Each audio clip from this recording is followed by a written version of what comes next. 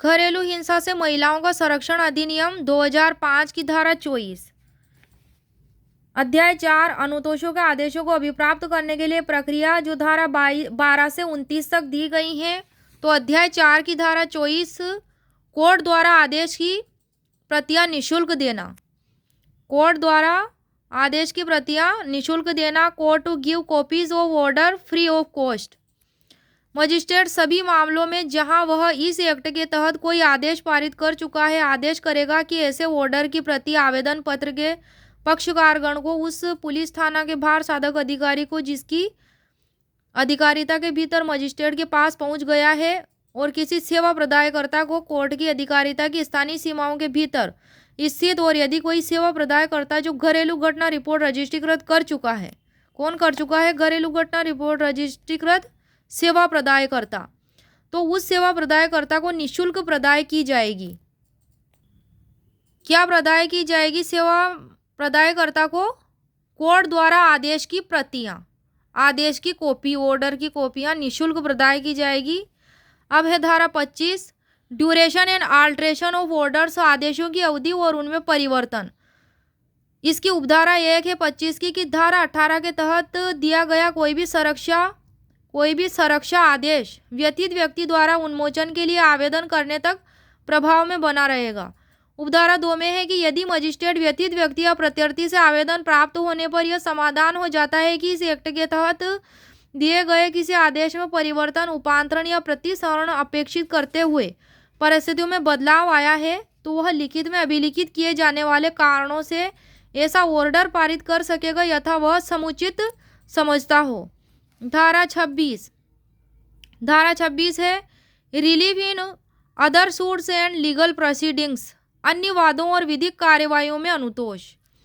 इसकी उपधारा 1 में है कि धारा 18, 19, 20, 21 और 22 के तहत 18, 19, 20, 21 और 22 के तहत उपलब्ध कोई भी अनुतोष, कोई भी रिलीफ व्यथित व्यक्ति, एग्रीव्ड पर्सन और प्रत्यर्थी को प्रभावित करने वाली किसी सिविल कोर्ट, कुटुंब कोर्ट या दंड कोर्ट के समक्ष किसी विधिक कार्यवाही में भी इप्सा की जा सकेगी, चाहे ऐसी कार्यवाही प्रोसीडिंग इस एक्ट के तहत प्रारंभ होने के पूर्व या पश्चात संस्थित की गई हो, ऐसी कार्यवाही। उपधारा 2,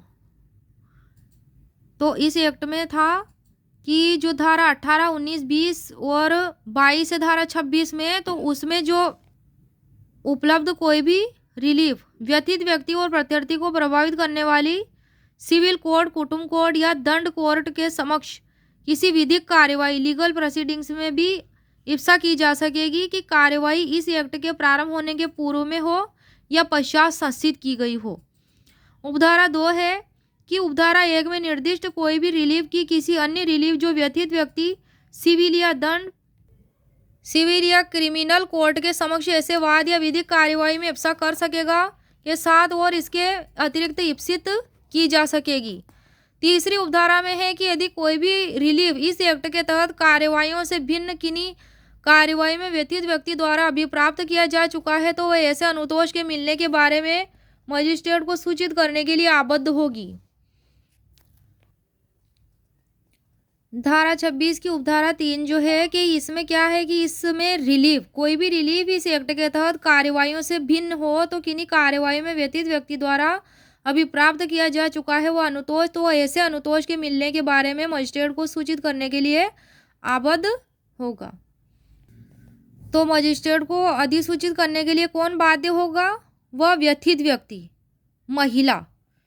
अब है इसमें अधिकारिता के बारे में सेक्शन 27 में ज्यूरिसडिक्शन के बारे में है कि इसमें उपधारा 1 है कि न्यायिक दंडाधिकारी प्रथम श्रेणी या महानगर दंडाधिकारी की कोर्ट यथास्थिति जिसकी स्थानीय सीमाओं के भीतर व्यथित व्यक्ति स्थायी रूप से या अस्थायी रूप से निवास करता है या कोई कारोबार करता है या नियोजित है, प्रत्यर्थी निवास करता है या कारोबार करता है, नियोजित है, सी में है या वाद हेतु उत्पन्न हुआ है, तो इस एक्ट के तहत संरक्षा आदेश और अन्य आदेश मंजूर करने के लिए इस एक्ट के तहत अपराधों का परीक्षण करने के लिए सक्षम न्यायालय वह होगी।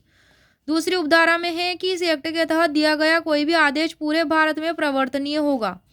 धारा 28 में है प्रक्रिया, प्रोसीजर के बारे में कि इस एक्ट में यथा अन्यथा उपबंधित को छोड़कर धारा 12, 18, 19, 20, 21, 22 और 23 के तहत सभी कार्रवाइयां और धारा 31 के तहत अपराध दंड प्रक्रिया संहिता के उपबंधों द्वारा अधिशासित होंगे। किसके द्वारा अधिशासित होंगे? सीआरपीसी के उपबंधों के द्वारा। इस एक्ट में अन्यथा उपबंध को छोड़कर। अब है इसकी उपधारा 2, धारा 28 की उपधारा 2। उपधारा 1 में की गई कोई भी बात कोर्ट को धारा 12 या धारा 23 की उपधारा 2 के तहत आवेदन पत्र का निपटारा करने के लिए उसकी स्वयं की प्रक्रिया प्रतिपादित करने से निवारित नहीं करेगी। धारा 29 है अपील के बारे में। जब उस दिनांक जिसको मजिस्ट्रेट द्वारा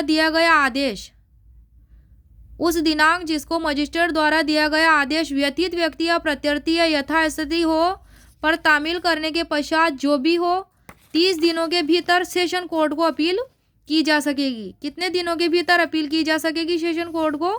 30 दिनों के भीतर। धारा 29 में 30 दिनों के भीतर सेशन कोर्ट को अपील की जा सकेगी।